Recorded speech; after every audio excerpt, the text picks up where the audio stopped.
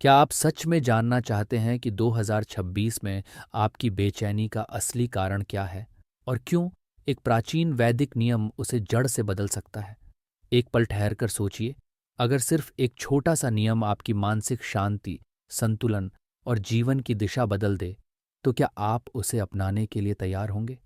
ये कोई कठिन पूजा पाठ नहीं है, न ही किसी महंगे उपाय की आवश्यकता है, बल्कि वैशाख के पवित्र महीने से जुड़ा एक अत्यंत सरल, लगभग भूला हुआ वैदिक नियम है, जिसे हमारे पूर्वज मन की शांति, मानसिक संतुलन और जीवन की स्थिरता के लिए अपनाते थे। और आज की तेज रफ्तार, तनावपूर्ण जीवन शैली में यह पहले से भी अधिक आवश्यक हो गया है। हम 2026 में जी रहे हैं, एक ऐसा समय जहां जानकारी की कोई कमी नहीं, लेकिन सच्ची शांति कहीं खो गई है। हम हजारों लोगों से जुड़े हैं, पर भीतर से उतने ही अकेले हैं। हमारी उंगलियां दिन भर स्क्रीन पर चलती रहती हैं, लेकिन मन एक क्षण के लिए भी स्थिर नहीं होता। भीतर एक अनकहा खालीपन, एक सूक्ष्म बेचैनी जो अक्सर हमारी मुस्कान के पीछे छिप जाती है। और शायद आपने भी कभी महसूस किया होगा कि सब कुछ होते हुए भी कुछ कमी सी है। और यहीं से असली प्रश्न उठता है, क्या यह जीवन केवल बाहरी उपलब्धियों तक सीमित है या इसके पीछे कोई गहरा रहस्य छिपा है? यदि आपके भीतर भी यह प्रश्न उठता है, तो यह संकेत है कि अब समय आ गया है उस प्राचीन ज्ञान की ओर लौटने का, जो बाहर नहीं बल्कि आपके भीतर ही विद्यमान है। और आज हम उसी एक वैदिक नियम के रहस्य को समझने वाले हैं, जो केवल बदलाव नहीं बल्कि जीवन में एक गहरा रूपांतरण ला सकता है, क्योंकि यह किसी अंधविश्वास पर आधारित नहीं बल्कि विज्ञान और अध्यात्म के उस संतुलन का परिणाम है जिसे हमारे महर्षियों ने हजारों वर्ष पहले ही अनुभव कर लिया था। तो आइए इस यात्रा पर साथ चलते हैं और जानते हैं कि कैसे वैशाख का यह एक नियम 2026 में आपके जीवन को भीतर से परिवर्तित कर सकता है। अब जरा ठहर कर अपने जीवन को देखिए, क्योंकि समाधान को समझने से पहले समस्या की जड़ को पहचानना आवश्यक है। आज की जीवन शैली एक अंतहीन दौड़ बन चुकी है, जहां हम बेहतर करियर, अधिक धन, बड़ा घर और नए साधनों के पीछे भागते भागते यह भूल गए हैं कि हम क्यों भाग रहे हैं और हमें पहुंचना कहाँ है। हमारा मन एक साथ कई दिशाओं में बंटा हुआ है। काम करते समय घर की चिंता, परिवार के साथ होते हुए कार्य का दबाव और रात को विश्राम के समय भी अधूरे कार्यों की बेचैनी हमें चैन से बैठने नहीं देती।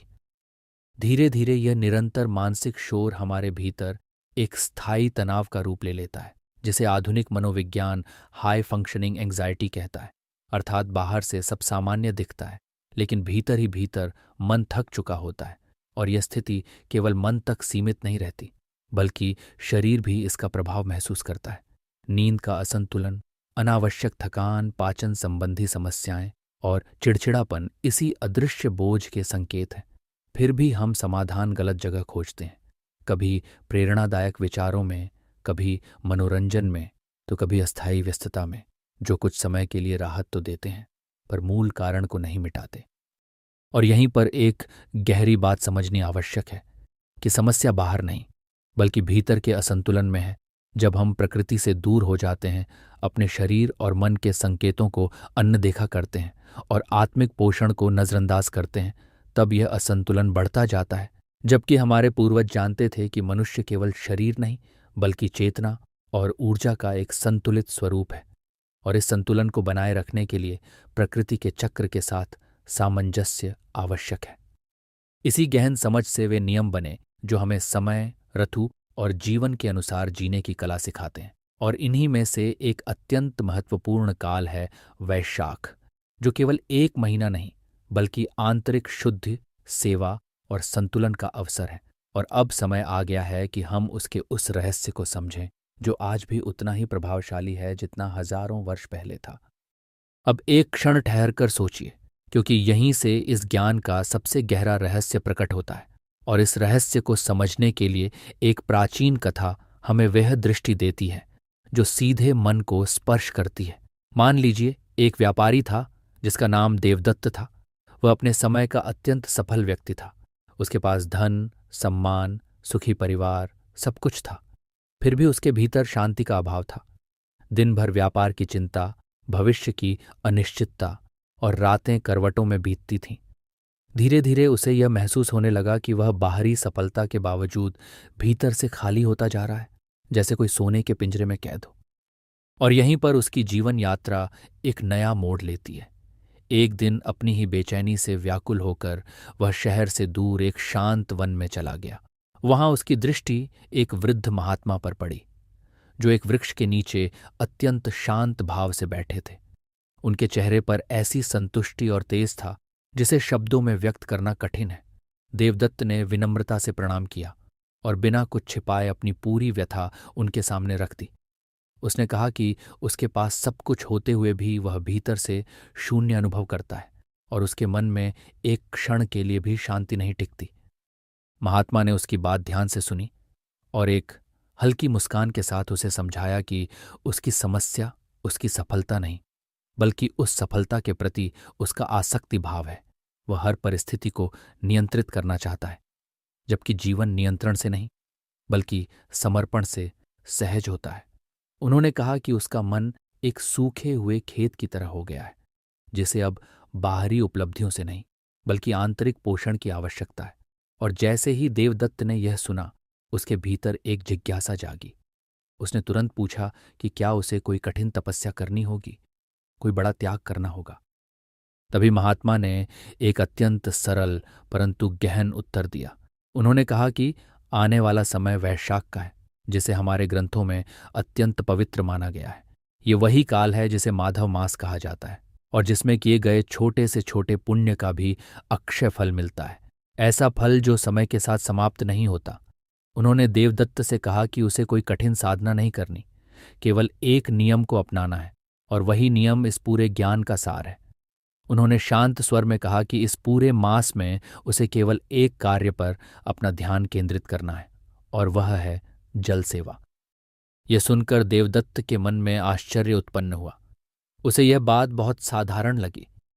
उसने सोचा कि क्या केवल पानी पिलाने से उसकी गहरी चिंता समाप्त हो सकती है। और यहीं पर महात्मा ने उस रहस्य को स्पष्ट किया।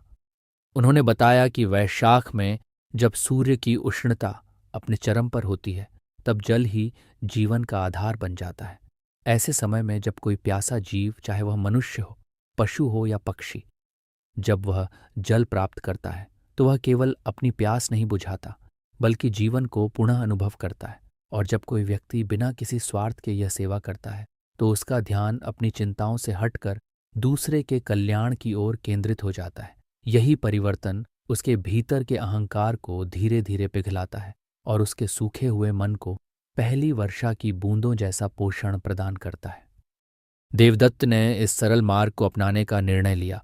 प्रारंभ में उसे यह एक सामान्य कार्य जैसा ही लगा, लेकिन उसने अपने घर के बाहर राहगीरों के लिए जल के पात्र रखे, अपनी छत पर पक्षियों के लिए जल की व्यवस्था की और अपने कर्मचारियों को भी प्रेरित किया कि जहां संभव हो वहां जीवों के लिए जल की व्यवस्था करें। और धीरे धीरे उसके भीतर एक सूक्ष्म परिवर्तन प्रारंभ हुआ। जब कोई प्यासा व्यक्ति जल पीकर उसे कृतज्ञता से देखता तो उसके भीतर एक अनकही प्रसन्नता उत्पन्न होती। जब वह पक्षियों को प्रातःकाल जल पीते हुए देखता तो उसका मन स्वतः ही शांत होने लगता और वह अपनी समस्याओं के बारे में कम और सेवा के अवसरों के बारे में अधिक सोचने लगा। समय बीतता गया और देखते ही देखते एक मास पूर्ण हो गया। वैशाख पूर्णिमा के दिन वह पुनः उसी स्थान पर पहुंचा जहां उसने उस महात्मा से भेंट की थी, परंतु इस बार वह वही व्यक्ति नहीं था। उसके चेहरे से चिंता की रेखाएं विलीन हो चुकी थीं और उनकी जगह एक गहरी स्थिर शांति ने ले ली थी।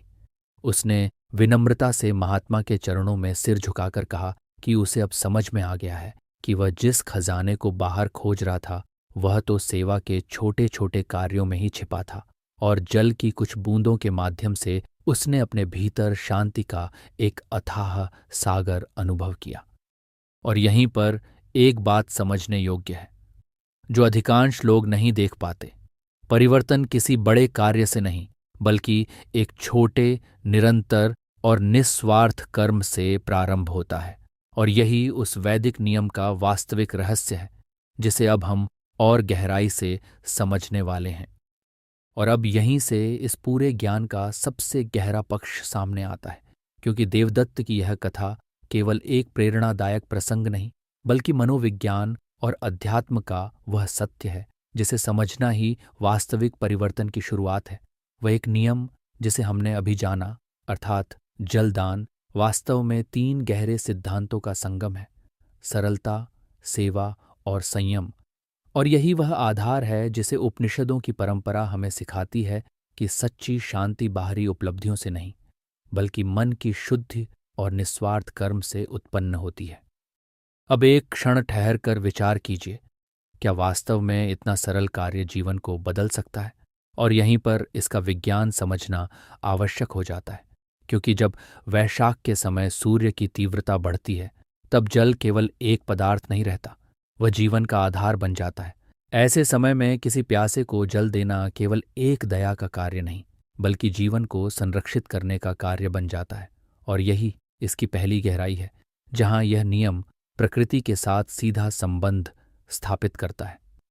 लेकिन इससे भी गहरा परिवर्तन भीतर घटित होता है, क्योंकि जैसे ही मनुष्य बिना किसी अपेक्षा के किसी दूसरे की आवश्यकता को पूरा करता है, उसका ध्यान स्वयं से हटकर सेवा की ओर प्रवाहित होने लगता है, और धीरे धीरे वह मैं और मेरा का भाव, जो अधिकांश चिंताओं का मूल कारण होता है, स्वतः ही क्षीण होने लगता है। एक समय ऐसा आता है जब व्यक्ति यह अनुभव करता है कि उसकी वास्तविक प्रसन्नता केवल स्वयं तक सीमित नहीं, बल्कि दूसरों के सुख से जुड़ी हुई है। और यही वह बिंदु है जहां मानसिक शांति का द्वार खुलता है। और जब इस प्रक्रिया को आध्यात्मिक दृष्टि से देखा जाता है, तब यह और भी स्पष्ट हो जाता है कि जल केवल भौतिक तत्व नहीं, बल्कि पवित्रता और जीवन प्रवाह का प्रतीक है। जब कोई व्यक्ति जल दान करता है, तो वह केवल पानी नहीं देता, बल्कि वह जीवन, करुणा और शुद्धता का संचार करता है। और यही क्रिया उसकी आंतरिक ऊर्जा को परिष्कृत करती है, उसके भीतर सकारात्मकता को आकर्षित करती है, और धीरे धीरे उसके संपूर्ण व्यक्तित्व में एक सूक्ष्म किंतु गहरा परिवर्तन लाती है। लेकिन एक बात जो बहुत कम लोग समझते हैं, वह यह है कि यह नियम अकेले कार्य नहीं करता। इसकी पूर्ण शक्ति तब प्रकट होती है जब जीवन के अन्य छोटे छोटे अनुशासन इसके साथ जुड़ते हैं, और यहीं से एक संतुलित जीवन शैली का निर्माण होता है, जहां प्रत्येक क्रिया मन, शरीर और चेतना को एक दिशा में ले जाती है। जब मनुष्य प्रातःकाल के समय स्वयं को प्रकृति के साथ जोड़ता है, तो यह केवल एक दिनचर्या नहीं रहती, बल्कि यह एक गहन आंतरिक जागरण बन जाती है। क्योंकि सूर्योदय से पूर्व का समय, जब वातावरण में प्राण ऊर्जा अत्यधिक सक्रिय होती है, तब स्नान और शुद्धता का अभ्यास केवल शरीर को नहीं, बल्कि मन को भी निर्मल करता है। और जब इसके पश्चात वह श्रद्धा के साथ ईश्वर का स्मरण करता है, तुलसी को जल अर्पित करता है और संध्या समय दीप प्रज्वलित करता है, तो यह संपूर्ण प्रक्रिया उसके दिन को एक शांत, संतुलित और सकारात्मक दिशा प्रदान करती है। इसी प्रकार जब आहार और व्यवहार में शुद्धता आती है, तो उसका प्रभाव केवल शरीर तक सीमित नहीं रहता, बल्कि मन की अवस्था पर भी स्पष्ट रूप से दिखाई देता है। क्योंकि जैसा अन्न होता है, वैसा ही मन बनता है। जब भोजन हल्का, सात्विक और संतुलित होता है, तो शरीर में सहजता आती है और मन में स्थिरता। और जब व्यक्ति अपने शब्दों, विचारों और कर्मों में संयम रखता है, अनावश्यक विवाद, कटुता और नकारात्मकता से दूर रहता है, तब उसकी मानसिक ऊर्जा व्यर्थ नहीं होती, बल्कि सही दिशा में प्रवाहित होती है। और धीरे धीरे यह समझ विकसित होती है कि सेवा केवल जलदान तक सीमित नहीं है, बल्कि यह एक व्यापक दृष्टि है, जहां मनुष्य दूसरों की आवश्यकता को समझता है और अपनी क्षमता के अनुसार उसे पूरा करने का प्रयास करता है। जब वह किसी को गर्मी से राहत देने वाली वस्तु प्रदान करता है या किसी की छोटी सी आवश्यकता को भी पूरा करता है, तो वह केवल एक वस्तु का आदान प्रदान नहीं करता, बल्कि करुणा और उदारता के उस भाव को जागृत करता है जो वास्तविक सुख का आधार है। और यहीं पर एक सूक्ष्म परिवर्तन होता है, जो दिखाई नहीं देता, लेकिन जीवन को भीतर से बदल देता है। क्योंकि जब सेवा, संयम और सरलता एक साथ जुड़ते हैं, तब मनुष्य केवल जीवन नहीं जीता, बल्कि उसे सही अर्थों में अनुभव करना प्रारंभ करता है। और यही उस एक वैदिक नियम का वास्तविक विज्ञान है, जो बाहर से साधारण दिखता है, लेकिन भीतर से जीवन को पूरी तरह परिवर्तित कर देता है। और अब यहाँ एक ऐसी बात आती है जिसे अक्सर लोग नज़रअंदाज कर देते हैं, जबकि वास्तविक परिवर्तन केवल अच्छे कार्यों से ही नहीं बल्कि उन आदतों से बचने से भी आता है जो हमारी ऊर्जा को धीरे धीरे समाप्त करती हैं। क्योंकि जैसे एक छोटा सा छेद पूरे पात्र को खाली कर सकता है, वैसे ही कुछ गलत आदतें हमारे प्रयासों के फल को कम कर देती हैं। वैशाख के इस पवित्र समय में जब हम सेवा, संयम और शुद्धता की ओर बढ़ रहे होते हैं, तब यह और भी आवश्यक हो जाता है कि हम अपने जीवन में सजगता लाएं, क्योंकि दिन के समय अत्यधिक विश्राम और आलस्य धीरे धीरे शरीर की ऊर्जा को कम करता है और मन को भारी बना देता है। और यही कारण है कि इस काल में दिन में सोने से बचने की सलाह दी गई है, ताकि शरीर सक्रिय रहे और मन में जागरूकता बनी रहे। इसी प्रकार जीवन में सूक्ष्म शुद्धता का भी विशेष महत्व होता है, क्योंकि जब हम अपने शरीर और आहार में संतुलन बनाए रखते हैं, तब उसका सीधा प्रभाव हमारे भीतर की ऊर्जा पर पड़ता है। और यही कारण है कि इस समय कुछ विशेष आचरणों से बचने की परंपरा बताई गई है, जो केवल नियम नहीं बल्कि शरीर और चेतना को संतुलित रखने के प्राचीन सिद्धांत हैं। और अब एक बहुत गहरी बात जो सीधे हमारे जीवन से जुड़ी है। जब हम एक ओर जल दान जैसे पुण्य कार्य करते हैं और दूसरी ओर अनजाने में जल का अपव्यय करते हैं, तो यह विरोधाभास हमारे प्रयासों की शक्ति को कम कर देता है। इसलिए इस समय केवल जल देना ही नहीं बल्कि जल का सम्मान करना भी उतना ही आवश्यक है, क्योंकि जल केवल संसाधन नहीं बल्कि जीवन का प्रवाह है। और जब हम उसका आदर करते हैं तो वह हमारे जीवन में संतुलन और समृद्धि को बनाए रखता है। इसी के साथ यह भी समझना आवश्यक है कि हमारे विचार, हमारे शब्द और हमारे कर्म, ये तीनों मिलकर हमारी आंतरिक स्थिति का निर्माण करते हैं। और जब इनमें नकारात्मकता, क्रोध या कटुता आती है तो यह हमारी आध्यात्मिक प्रगति को रोक देती है। इसलिए संयम केवल बाहरी नियमों तक सीमित नहीं है, बल्कि यह भीतर की सजगता है, जहां हम अपने हर विचार और व्यवहार को संतुलित करते हैं। और यहीं पर एक गहरी समझ विकसित होती है कि अनुशासन किसी बंधन का नाम नहीं है, बल्कि यह वह मार्ग है जो हमें वास्तविक स्वतंत्रता की ओर ले जाता है। क्योंकि जब मन और इंद्रियां नियंत्रित होती हैं, तब जीवन सहज और शांत हो जाता है। अब आप शायद यह सोच रहे होंगे कि 2026 की इस व्यस्त जीवन शैली में यह सब कैसे संभव है, जहां कार्य, परिवार और अनेक जिम्मेदारियां पहले से ही हमारे समय को भर देती हैं। और यही वह स्थान है जहां इस ज्ञान की सबसे बड़ी सुंदरता सामने आती है, क्योंकि आपको सब कुछ एक साथ नहीं करना है, बल्कि केवल एक छोटे, स्थिर और सच्चे कदम से शुरुआत करनी है। याद रखिए, ईश्वर कठोरता नहीं देखते, वे केवल भाव देखते हैं। और जब भाव शुद्ध होता है तो छोटा सा प्रयास भी बड़ा परिवर्तन ला सकता है। इसलिए इस पूरे वैशाख में आप अपने जीवन में धीरे धीरे इन परिवर्तनों को शामिल कर सकते हैं। सबसे पहले केवल सेवा के भाव से शुरुआत करें। अपने घर की बालकनी या छत पर पक्षियों के लिए जल रखें। अपने साथ एक अतिरिक्त जल की बोतल रखें, ताकि जब भी अवसर मिले आप किसी प्यासे को जल दे सकें। और इस सरल कार्य में जो संतोष है उसे अनुभव करें। फिर जैसे जैसे यह अभ्यास सहज होने लगे, आप अपने दिन की शुरुआत में एक छोटा सा परिवर्तन जोड़ सकते हैं। केवल थोड़ा जल्दी उठना और कुछ क्षणों के लिए शांति से बैठना, जहां न कोई जटिल साधना हो, न कोई दबाव, केवल एक शांत आरंभ जो आपके पूरे दिन को संतुलित कर देता है। इसके बाद जब आप अपने भीतर थोड़ी स्थिरता अनुभव करने लगें, तब अपने आहार में एक सूक्ष्म परिवर्तन लाएं। भारी और तामसिक भोजन को थोड़ा कम करें और हल्के, सरल भोजन को अपनाएं। और ध्यान दें कि आपका शरीर और मन किस प्रकार हल्कापन अनुभव करने लगता है। और अंततः जब यह सब आपके जीवन का स्वाभाविक हिस्सा बनने लगे, तब दिन के अंत में केवल कुछ क्षण आभार के लिए निकालें। उन छोटी छोटी बातों को याद करें जिन्होंने आपको दिन भर में प्रसन्न किया। किसी की मुस्कान, किसी पक्षी का कलरव या एक शांत क्षण। और यही आभार धीरे धीरे आपके भीतर संतोष का विस्तार करता है। और जब आप इस पूरे क्रम को 1 महीने तक अपनाते हैं, तब आप स्वयं अनुभव करेंगे कि यह परिवर्तन बाहरी नहीं बल्कि भीतर से उत्पन्न हो रहा है। आपका मन शांत होने लगता है, नींद गहरी हो जाती है और चेहरे पर एक स्वाभाविक प्रसन्नता प्रकट होती है। और यही वह शांति है जिसे कभी देवदत्त ने अनुभव किया था और जिसे अब आप भी अपने जीवन में अनुभव कर सकते हैं। और अब एक सरल लेकिन गहरा प्रश्न, क्या आप 2026 में अपने जीवन में इस परिवर्तन को अपनाने के लिए तैयार हैं? क्या आप उस एक वैदिक नियम को आजमाना चाहेंगे जो आपके मन की शांति और संतुलन को बदल सकता है? एक क्षण रुक कर सोचिए कि इस वैशाख आप किस एक छोटे कदम से शुरुआत करेंगे। जल सेवा, सुबह जल्दी उठना या सात्विक भोजन? अपने इस संकल्प को अपने तक सीमित न रखें।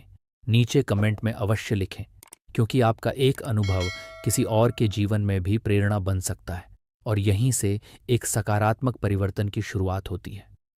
यदि यह ज्ञान आपके हृदय को स्पर्श कर पाया हो तो इस वीडियो को लाइक करें और ऐसे ही गहरे, प्रामाणिक वैदिक ज्ञान के लिए हमारे साथ जुड़े रहें, क्योंकि यह केवल जानकारी नहीं बल्कि जीवन को दिशा देने वाली यात्रा है। अंत में एक बात सदैव स्मरण रखें, शांति और आनंद का मार्ग बाहर नहीं बल्कि आपके भीतर से शुरू होता है। जब आप प्रकृति से जुड़ते हैं, सेवा को अपनाते हैं और अपने जीवन में संयम लाते हैं, तब वास्तविक संतुलन प्रकट होता है। ये प्राचीन वैदिक नियम एक सरल जीवन मार्ग है जो हमें सिखाता है कि बड़े परिवर्तन छोटे, सच्चे कर्मों से शुरू होते हैं और इस वैशाख किसी की प्यास बुझाने का एक छोटा सा प्रयास आपके जीवन में गहरी शांति ला सकता है। याद रखिए, आपके मन का सुकून आपके अपने हाथों में है। बस पहला कदम उठाइए। धन्यवाद।